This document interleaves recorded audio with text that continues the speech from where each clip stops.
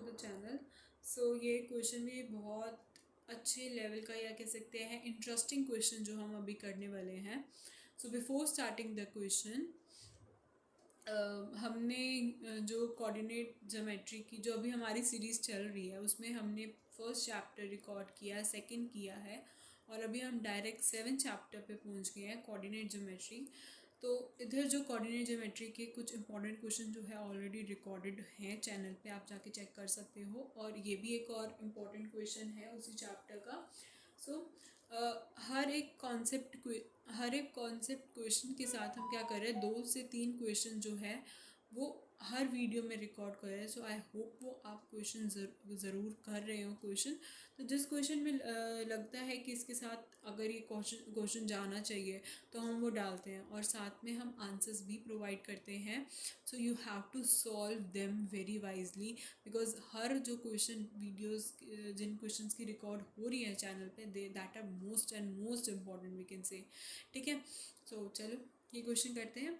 So the question says the x coordinate of a point P is twice its y coordinate if P is equidistant from Q and R, then you have to find the point P. You have to find the coordinates of the point P.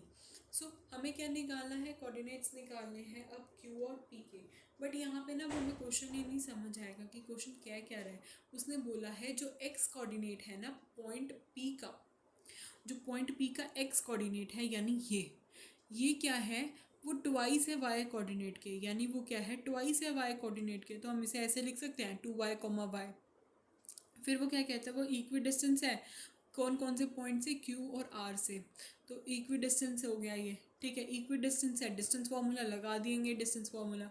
अगर आपको यहाँ पर 2y नहीं लगाना, यहाँ पे xy कैसे करना है तो कोई बात नहीं है, आप यहाँ xy से कर दो, आपके पास एक इक्वेशन आएगी। उस इक्वेशन के अंदर क्या करना, जहाँ x है उसकी जगह आपको सिंपली क्या करना है, 2y पुट कर देना है। 2y पुट कर दोगे तब भी आपका आंसर आ जाएगा, ठीक है। अगर आपने सीधा यहीं पे ही 2y पुट कर दिया तो सीधा आपको डायरेक्ट y की वैल्यू भी है मिल जाएगी। डिस्टेंस फार्मूला लगाएंगे, squaring on both the side, bracket खोलेंगे, देख लो कैलकुलेशन यहाँ पे सॉल्व कर दी हुई है पूरी। सो इसमें तो क्या ही बताएं, ये देखो, ठीक है। सो ये देखो, ये यहाँ पर पूरा सॉल्व कर लिया और एट द एंड y की वैल्यू जो है हमारे पास क्या आ गई है 8। अब y की वैल्यू 8 आ गई है तो यहाँ पर हम एक पुट कर देंगे, यानी y की वैल्यू तो 8 है बट x तो क्या था, ट्वाइस है y कोऑर्डिनेट के। इट मीन्स वो क्या हो जाएगा, 16 हो जाएगा।